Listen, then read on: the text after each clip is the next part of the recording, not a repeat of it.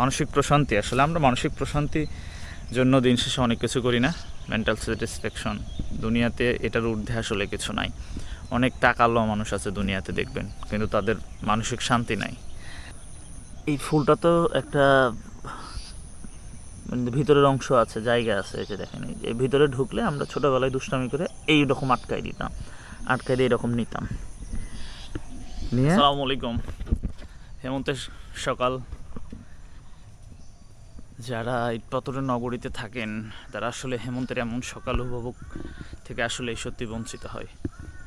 আমিও তো থাকি, আমিও বঞ্চিত হই। তো বাড়িতে আসলেই যেটা করি রুটিন, আজকে হচ্ছে শুক্রবার একটু ওই যে মাঝে মধ্যে শুক্রবারে আসলে বৃহস্পতিবারে কাজ শেষ করে শুক্রবার মানে সেদিন রাতেই চলে আসি বাড়িতে। ভালো দেখেন,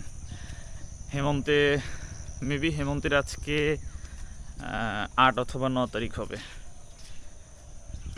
মানে হেমন্ত ঋতুর প্রথম মাস, যেটা কি মাস বলেন তো? কার্তিক অগ্রহায়ণ। তো যাই হোক, আমরা ধানের দেখেন শিশির জমেছে, দেখা যায়, দেখেন হাত ভিজে যাচ্ছে, এই যে পানি, এই যে হাত ভেজে গেছে।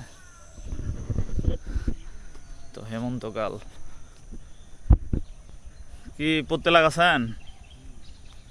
গাছ তো তেমন বড় হয়নি।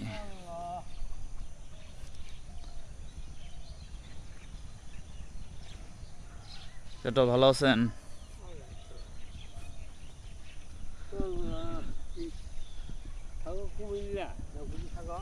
সিরাজগঞ্জ।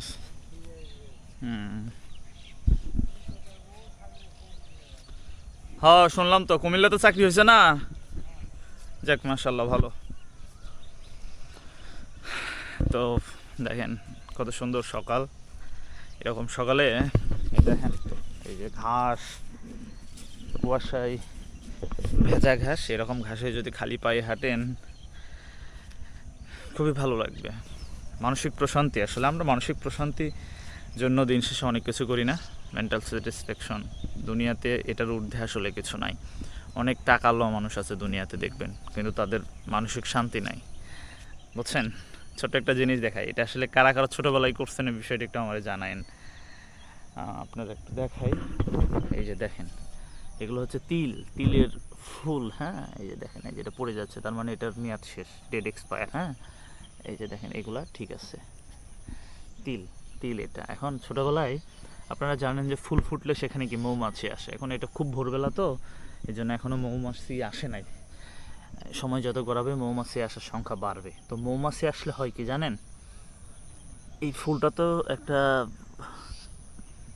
ভিতরের অংশ আছে, জায়গা আছে, এই যে দেখেন, এই ভিতরে ঢুকলে আমরা ছোটোবেলায় দুষ্টামি করে এইরকম আটকাই দিতাম, আটকাই দিয়ে এরকম নিতাম নিয়ে মৌমাছির ভিতরে আটকায় রাখতাম। বিষয়টা ছোটোবেলায় এগুলো আমরা করতাম, প্রচুর করেছি, প্রচুর। বিশেষ করে তিলের ফুলের বেলায় এটা হইতো। তো এই আর কি, একটু দেখে মনে হইলো অনেক দিন পর আপনাদেরকে দেখালাম। কার কার এমন সোনালি মধুর স্মৃতি রয়েছে কমেন্টে জানাই দেন। যাই হোক, ভিডিওটা আর বড় করতে চাচ্ছি না। সবার জন্য অনেক অনেক শুভকামনা। হেমন্তে সোনালি ধান, সোনালি ফসল কৃষকের ঘরে ওঠে। কিছুদিন পর এগুলো সোনালি ফসল হয়ে যাবে।